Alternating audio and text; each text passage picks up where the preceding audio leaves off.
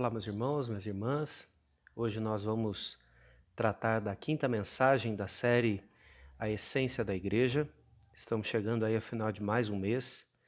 Esse ano, um ano bem atípico, né, para nós. E nós chegamos agora no final de agosto, no final das reflexões sobre a igreja.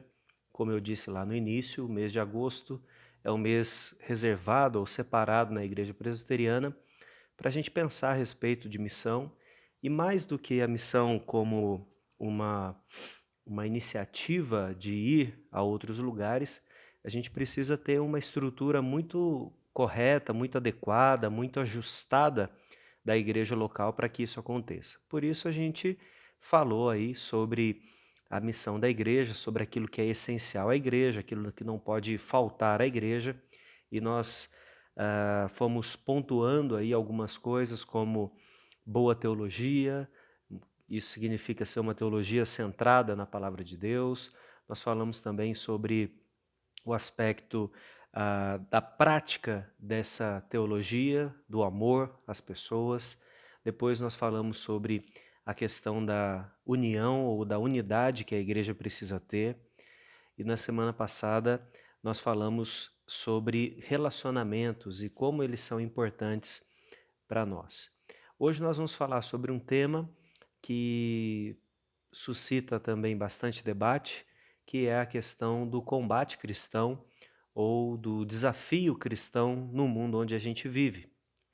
Nós, durante todo esse mês, olhamos para a carta do apóstolo Paulo à igreja dos Efésios, para que, através dessa carta, que é entendida por muitos teólogos, especialmente um que eu gosto muito, é o Eugene Peterson, ele diz a respeito da carta aos Efésios que essa é uma carta, ou a carta mais madura do apóstolo Paulo, no sentido da igreja, no sentido eclesiológico, porque Paulo necessariamente não está escrevendo para responder a alguma demanda, alguma dificuldade, alguma luta que a igreja enfrenta, mas ele escreve a carta para falar a respeito do que é ser igreja, ou de como, me permita usar essa expressão, potencializar aquilo que nós somos como discípulos de Jesus, unidos uns aos outros em comunhão. Então veja, quando nós lemos a carta do apóstolo Paulo aos Efésios, e nós observamos todos esses itens com relação ao nosso comportamento, com relação à nossa fé, com relação à postura que nós podemos e devemos ter com relação às pessoas fora da igreja, e vamos, de certa forma, modelando a nossa vida para nos aproximar daquilo que o apóstolo está dizendo. É claro que aquilo que ele diz aos Efésios é fundamentado em outros autores do Novo Testamento. Ele não está fazendo nada sozinho, na verdade ele está apenas explicitando aquilo que é um consenso dentro da igreja, né? E quanto mais nós nos aproximamos desse modelo, mais nós estamos então caminhando de acordo com aquilo que é a vontade de Deus para a nossa vida. É importante ainda destacar que o apóstolo Paulo ele faz pontuações aqui sobre muitos itens que, infelizmente, por causa do nosso tempo, nós não tratamos. Então eu fico aqui incentivando você, mais uma vez, a fazer a leitura da carta aos Efésios, e mais do que isso, fica um desafio para você de fazer em algum momento a leitura dessa carta de uma única vez. Lembrando que quando a gente recebe uma carta, acho que já faz tempo, né, que a gente não recebe carta escrita por alguém, e até os e-mails, né, estão ficando cada vez menores. Hoje a gente consegue ler no máximo uma mensagem de WhatsApp, né?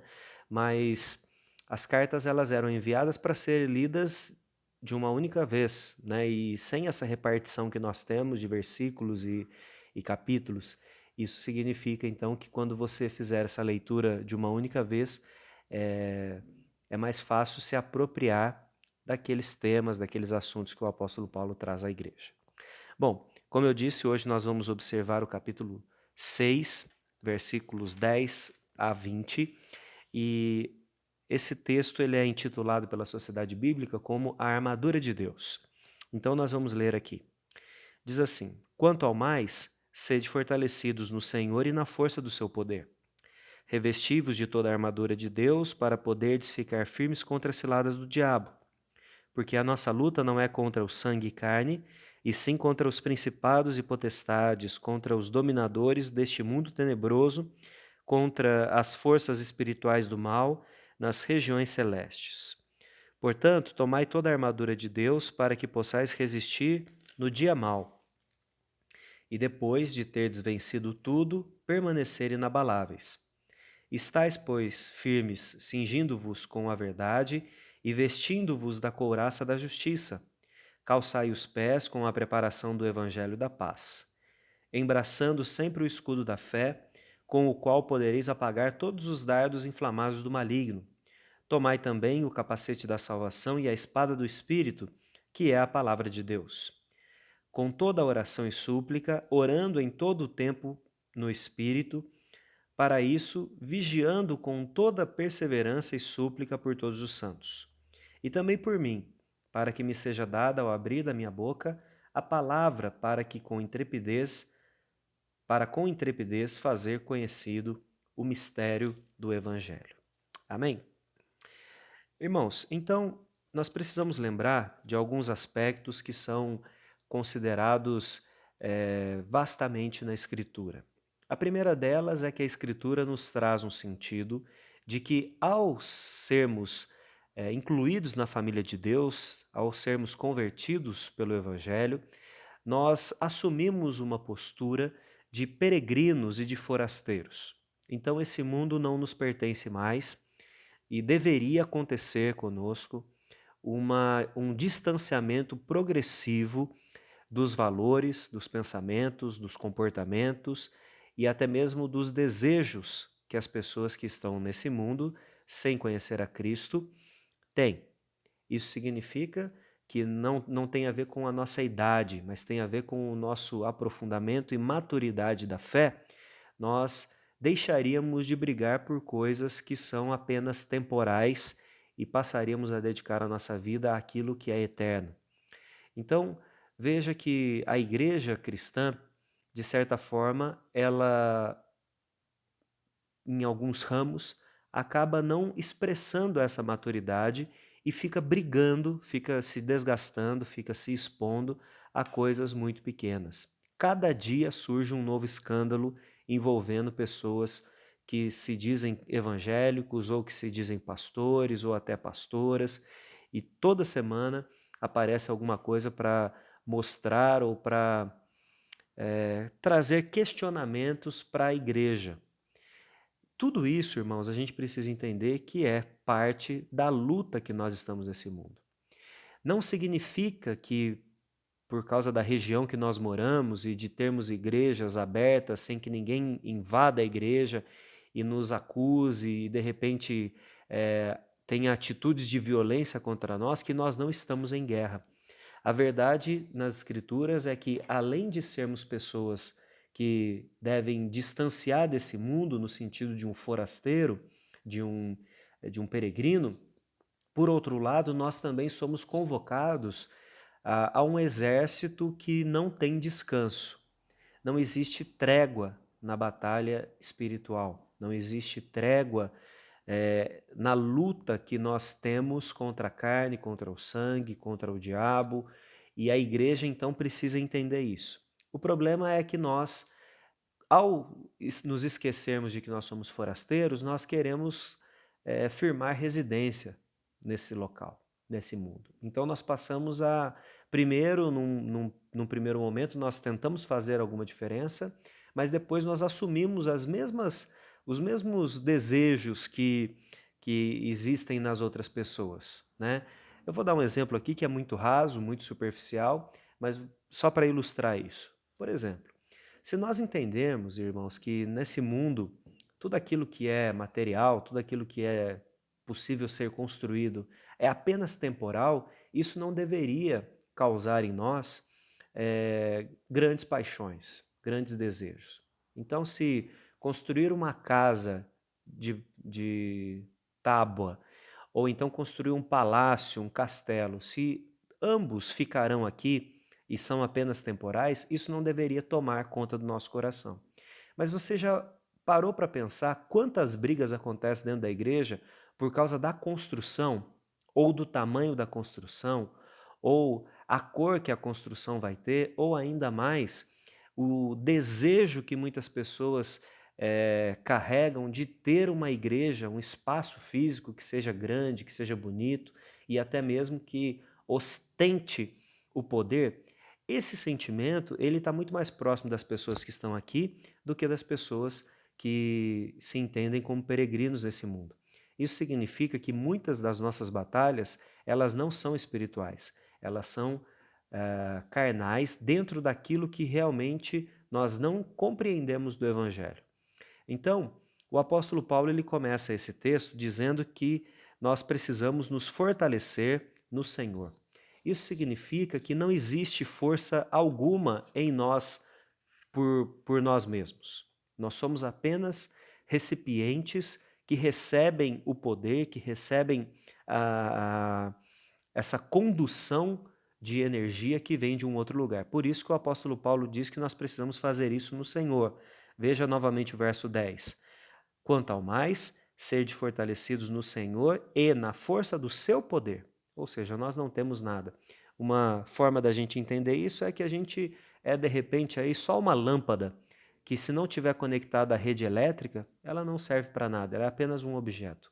Agora, quando essa lâmpada recebe essa energia, esse poder que vem da rede elétrica, ela pode iluminar, ela pode evitar que pessoas se machuquem, ela pode mostrar perigos que podem estar escondidos nas trevas. Então nós somos esses receptores, né, dessa energia que vem de Deus. Quando a gente entende que a gente então tem essa função no mundo e entendemos a fonte do poder que é da igreja, então nós rompemos, mais uma vez eu digo, com os valores que são nesse mundo. Nós não lutamos com as armas desse mundo, nós não impomos a nossa voz por causa do poder político que nós temos. E você deve saber que existem muitas igrejas que, por causa da quantidade de membros, têm condições de eleger representantes a deputados, a senadores, né? Talvez até, num certo sentido, aí, quase consigam eleger um presidente. E tem gente, irmãos, honesto, sinceramente, que acreditam que fazendo isso estão cooperando com o Evangelho. E eu tenho lá minhas dúvidas. É claro que esse espaço aqui nós não vamos debater teologia, até porque só eu estou falando, né? Não tem como a gente debater. Mas o que eu quero dizer é que nós muitas vezes queremos lutar no campo de batalha do inimigo usando as armas dele. Isso é muito ingênuo da nossa parte. Isso é muito torna cada um de nós muito frágeis diante do inimigo, porque afinal de contas ele sabe as fraquezas, ele sabe as forças desse mundo, e o inimigo está disposto a fazer coisas que nós, como crentes, não estamos dispostos a fazer e não devemos fazer. Então, pensando nesse caso de que nós queremos medir forças com o mundo, usando o nosso dinheiro, usando o nosso prestígio, usando a nossa influência política, certamente nós vamos cair, certamente nós vamos fracassar. Por quê? Porque os inimigos têm também força econômica, têm força política, têm força ideológica e eles não têm pudor nenhum em utilizar essas coisas para destruir a igreja, para difamar a igreja. E quando nós assumimos as armas do inimigo, nós acabamos também colocando ao léu aquilo que a palavra de Deus diz que é a nossa força. Então, o nosso propósito, a nossa forma de viver nesse mundo, não deve ser tentar aumentar a nossa riqueza, o nosso prestígio, ou seja lá o que for, para que a nossa voz como igreja seja ouvida. O que nós precisamos é santificar a nossa vida. Porque todas as vezes, irmãos, na história da igreja, que a igreja foi ouvida, ela não foi ouvida necessariamente porque ela disse aquilo que as pessoas queriam ouvir. Ela foi ouvida exatamente porque a voz dela era a verdade e destoava daquilo que era dito e fazia com que uma verdade maior, um benefício maior fosse apontado. É claro que sempre houve oposição, é claro que sempre houve dificuldades, e vai haver mesmo porque o campo de batalha, o inimigo, ele quer que as pessoas se tornem cada vez mais apáticas, ou cada vez mais descrentes, ou cada vez mais tolerantes, ou cada vez mais permissivas, e não é nada disso que a palavra de Deus nos diz. Então, quando nós olhamos para o versículo 11, o apóstolo Paulo diz: revesti-vos de toda a armadura de Deus para poderdes ficar firmes contra as ciladas do diabo.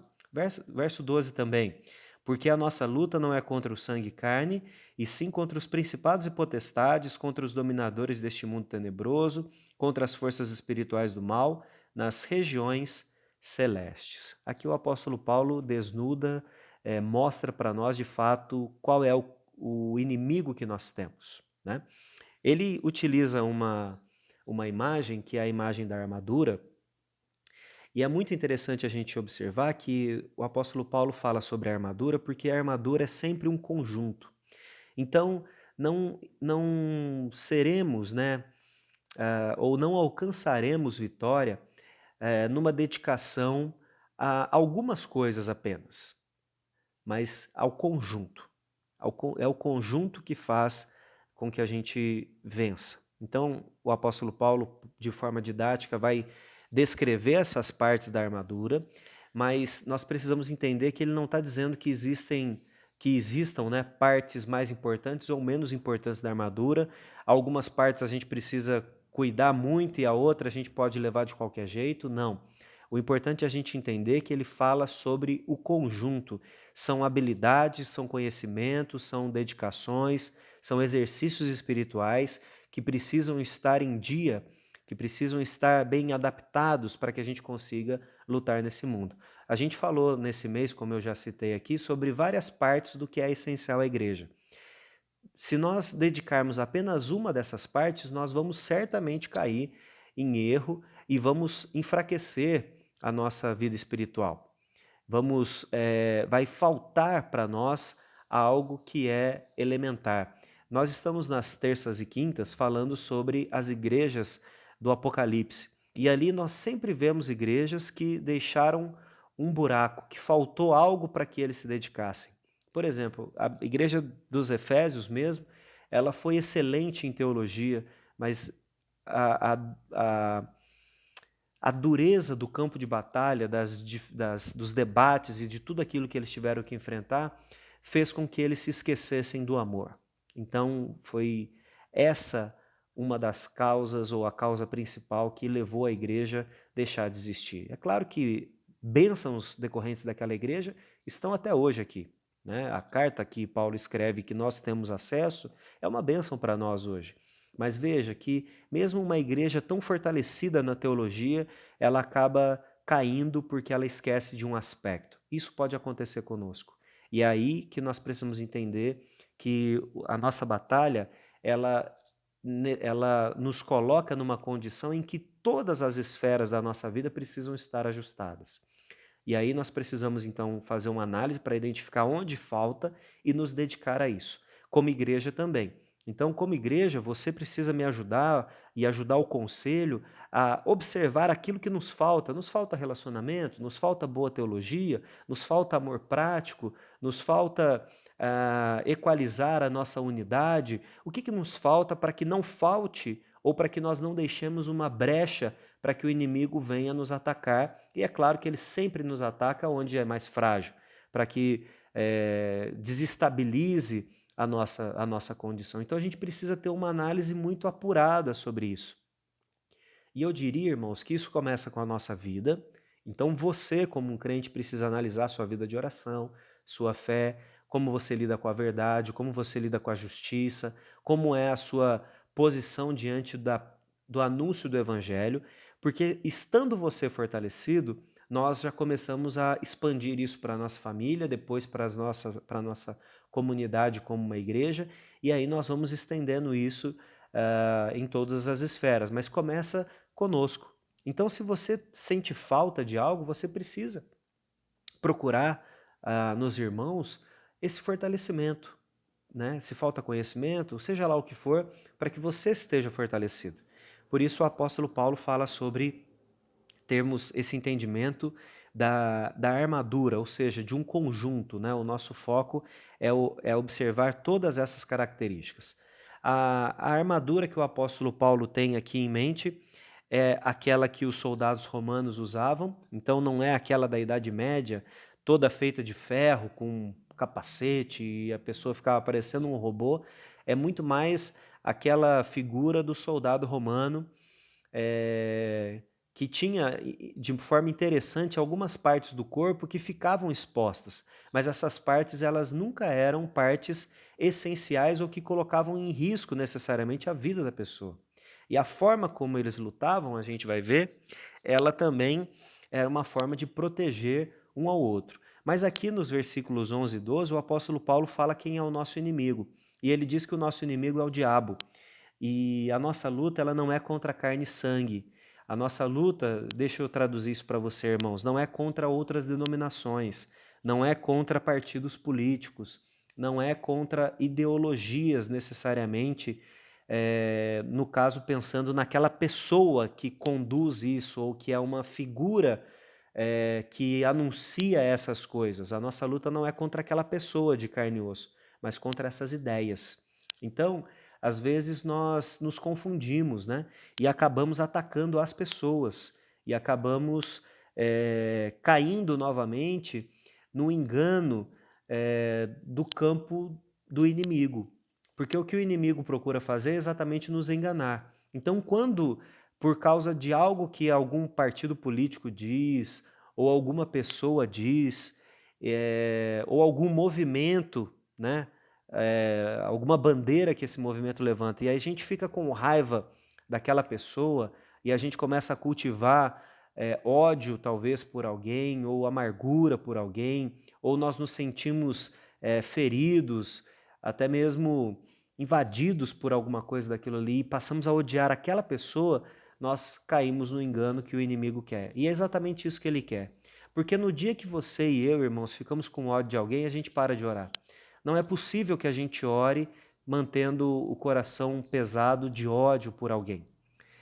E é claro que a gente pode até continuar orando, mas a gente sempre vai orar e a nossa oração sempre vai cair na mesma questão que é a questão da pessoa. Então a gente vai até fazer o exercício de louvar a Deus, de honrar a Deus, de confessar os nossos pecados, mas na hora que a gente cai no pecado, a gente lembra da pessoa e depois quando a gente vai pedir alguma coisa, a gente acaba pedindo só por aquela pessoa, ou para que Deus corrija, ou enfim. Essa pessoa ela acaba tomando a nossa mente. E quando isso acontece, nós deixamos de orar, porque aí nós estamos, de certa forma, cometendo uma idolatria. A pessoa é mais importante, ela ocupa mais espaço na nossa mente e reflexão do que o próprio Deus. Essa é uma estratégia de Satanás para nos enganar. Quando isso acontece conosco, a gente precisa, de certa forma, tomar distância para enxergar o que está acontecendo nesse campo de batalha e identificar isso. E aí a nossa oração é diferente. Nós passamos a orar para que Deus se manifeste na nossa vida e para que Ele ajuste a nossa visão com relação às coisas, para que Ele traga perdão ao nosso coração, para que Ele traga paz ao nosso coração. A nossa maneira de lidar com a situação, ela muda, nós voltamos para o campo de batalha.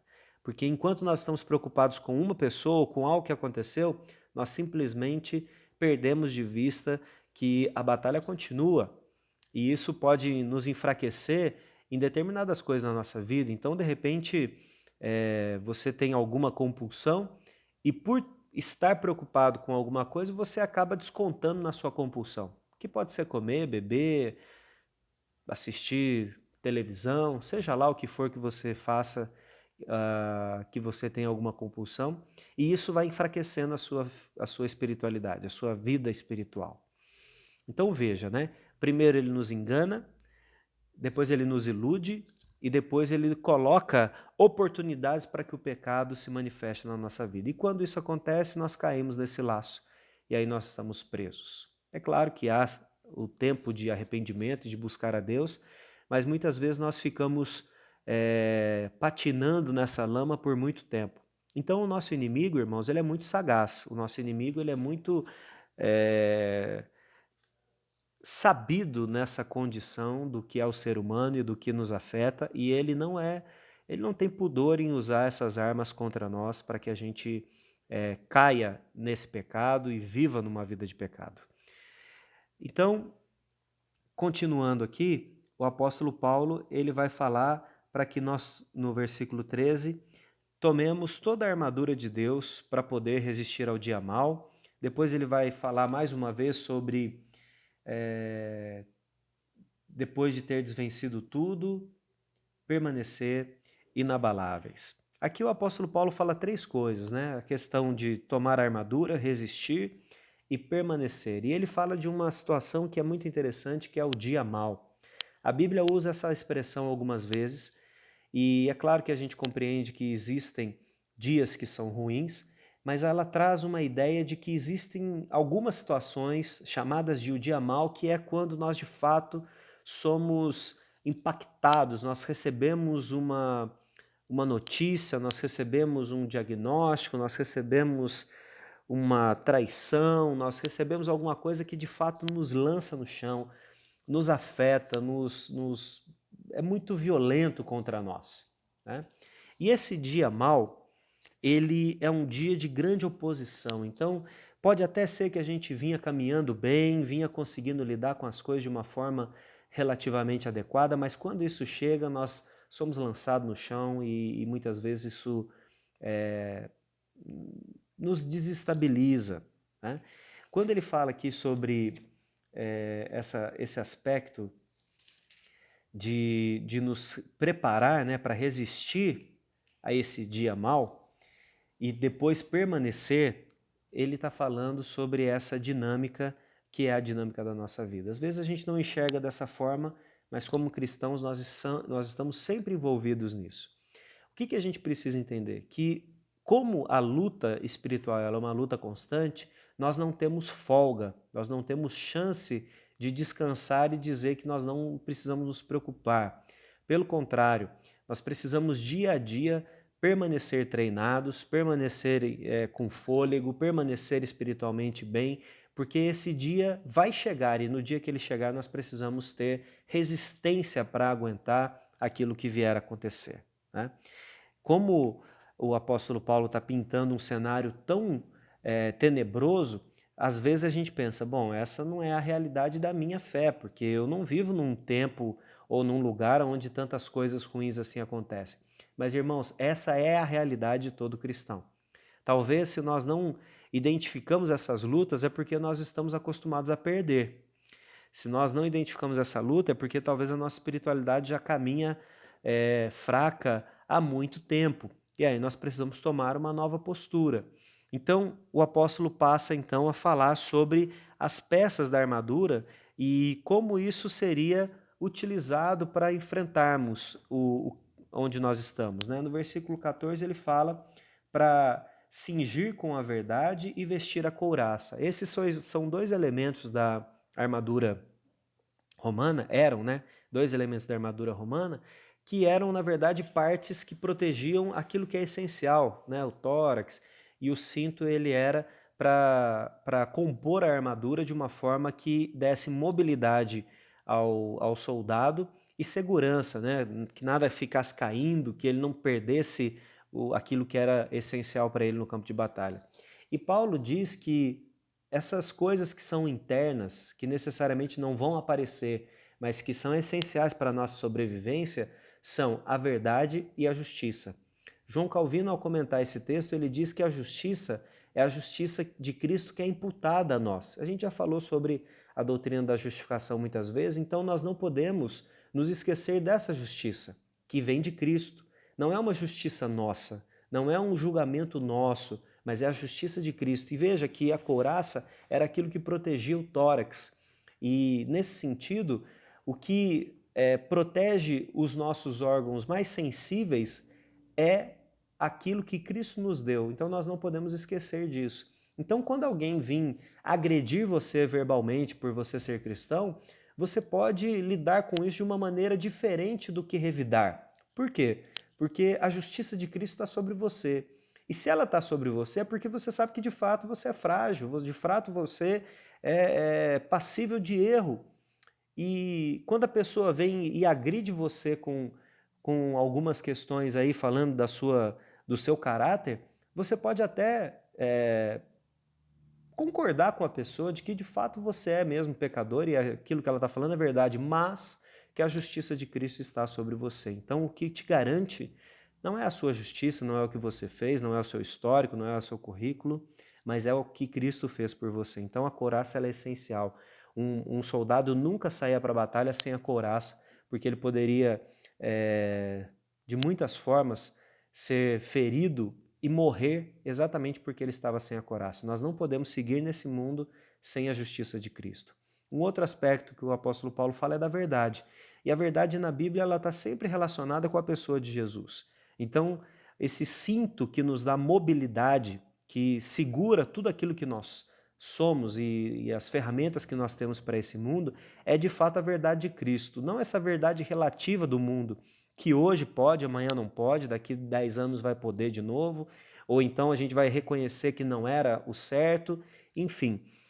A mobilidade que nós temos em Jesus é a mobilidade da verdade. Isso não significa que a gente pode fazer o que a gente quer, mas dentro daquilo que Deus diz que a gente deve fazer, nós podemos fazer tudo. A liberdade não está em fazer aquilo que nós achamos que podemos, né? Isso é onipotência. Liberdade é fazer aquilo que nós podemos fazer dentro desse limite que a verdade estabelece, né? Por exemplo, você é livre para que dentro da lei de trânsito você possa percorrer todo o país.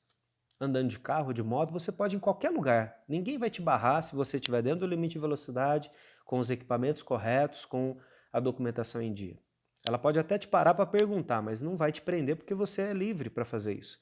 Agora, se você quiser sair de carro a 200 por hora em uma rodovia que é 100 por hora, você vai ser preso.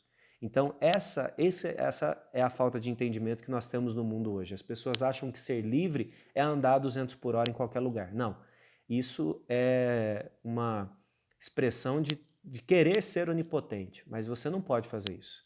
Primeiro, porque você vai colocar a sua vida em risco e a vida de outras pessoas. Agora, se você quer ser livre de fato, existe essa determinação em que você pode ir em qualquer lugar sem que isso te cause mal. Depois, o apóstolo Paulo vai falar sobre calçar os pés com a preparação do evangelho da paz.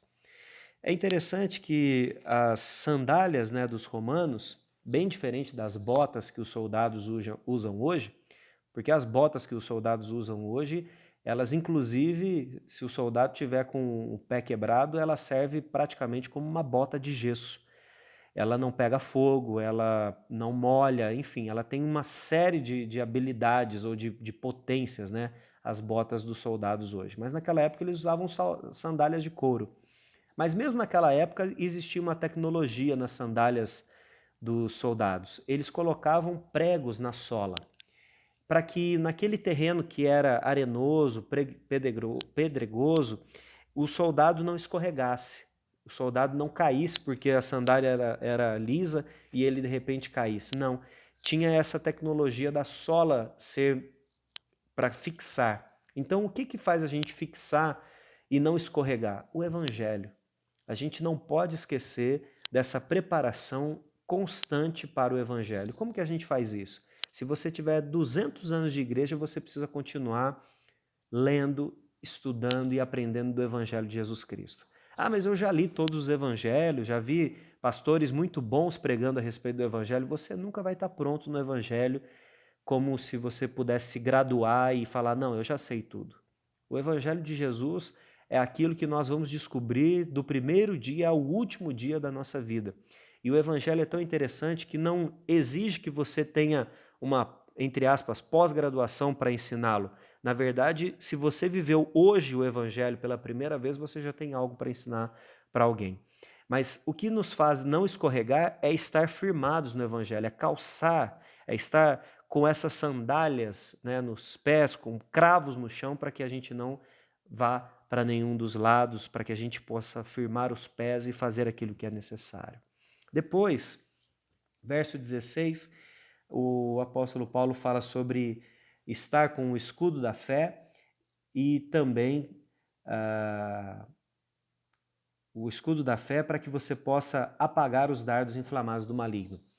O escudo romano, ele era para proteger 2/3 do corpo do soldado e 1/3 do soldado do lado. Os batalhões romanos, eles eram alinhados, uma pessoa do lado da outra, de uma forma que o braço da pessoa saía do escudo para atacar o inimigo, mas que todo o seu corpo era protegido, uma parte pelo seu próprio escudo e uma parte pelo escudo do amigo ou do soldado do lado. Amigo talvez seja difícil, né? Mas como soldados lutando do mesmo lado, certamente havia esse tipo de relação. Então, o escudo romano, ele tinha essa forma de proteção tanto para si como para o outro. E esses escudos, eles eram bem compridos, então, mesmo que fossem lançados dardos de longe, eles conseguiam resistir. E veja, irmãos, essa estratégia romana fez com que esse império se tornasse o maior império do mundo, vencendo impérios muito maiores do que eles e talvez com tecnologia de batalha maior do que a deles, porque lutavam nos seus campos de batalha. E os romanos chegavam, invadiam e conseguiam vencer, porque a estratégia deles era avançar unidos, a gente já falou sobre isso, cuidando um do outro, me protege, protege quem está do meu lado, e de uma forma que eles eram coordenados a lutar sempre numa mesma condição. É claro que talvez em determinado momento da batalha, esse pelotão adotava novas formas de luta, mas sempre protegendo 2/3 do seu corpo e protegendo a pessoa do lado, e isso era uma forma de se cuidar e de avançar na frente do campo inimigo. Então a gente não faz sozinho, percebe? Que não dá para a gente querer ser aí o paladino montado num cavalo branco e salvar a igreja, até porque a igreja ela não está perdida, ela tem um noivo que é Jesus Cristo. Então ele já venceu por nós, o que a gente precisa é obedecê-lo e manter a nossa posição nesse campo de batalha, fazendo aquilo que ele manda, porque, como dizia uma música lá de trás, quando eu fui para a igreja, o nosso general é Cristo. Então a gente não precisa tentar ocupar nenhum espaço desse no exército. Ele já é suficiente para cuidar de nós, né? Ele é o Senhor dos exércitos. Por fim, tem o capacete da salvação e a espada do Espírito. A salvação ela é colocada como capacete e que protege exatamente uma parte fundamental nossa, exatamente porque nós não lutamos para obter a salvação. Nós lutamos porque nós somos salvos. Nós entramos nesse campo de batalha porque nós somos salvos. E nós não podemos esquecer disso. Nós não podemos esquecer que a luta da igreja é exatamente para salvar pessoas, não para fincar a sua bandeira dizendo que é a melhor denominação, mas é para salvar as pessoas. Então, entre defender a bandeira e salvar as pessoas, a gente precisa fazer essa escolha de forma bem tranquila pelas pessoas. Uma outra coisa que acontece aqui é da espada. E se você observar, é a primeira e única parte da armadura que serve para atacar, né? Mas a armadura romana, ela não tinha uma espada longa que você pudesse fazer isso de forma distante. Ela era normalmente uma espada curta e as pessoas, os soldados que a manejavam tinham que ser habilidosos nisso, porque o tipo de luta tipo de batalha, né, proposto, ele era sempre muito pessoal, muito particular. Então, ao mesmo tempo que nós, como escudo, protegemos as pessoas que estão do nosso lado, nós lutamos individualmente. Essa dinâmica ela sempre vai acontecer no corpo de Cristo. E a gente precisa entender isso. O apóstolo Paulo termina, irmãos, falando que a oração é aquilo que sela todas as coisas, e ele diz, inclusive, para que a igreja continue a orar por ele, para que ele tenha coragem de avançar no Evangelho e pregar para outras pessoas. Assim também funciona com a gente. O nosso tempo vai acabar, infelizmente, mas eu quero terminar aqui dizendo para você que você precisa entender que nós não estamos nesse mundo apenas para ser figurantes. Se você não tem se dedicado à luta ao Evangelho e à causa de Cristo, nós temos um exército enfraquecido exatamente porque pessoas ainda não entenderam e não se engajaram na luta. Nós precisamos de todos. A igreja ela é formada por um corpo e todo o corpo precisa estar na batalha. Então que você possa se fortalecer, como o apóstolo Paulo diz, e possa tomar a sua espada, a palavra de Deus, você possa se compor como um todo para juntos vencermos os inimigos que nós temos. Que Deus te abençoe e que você possa continuar crescendo em Cristo. Um abraço.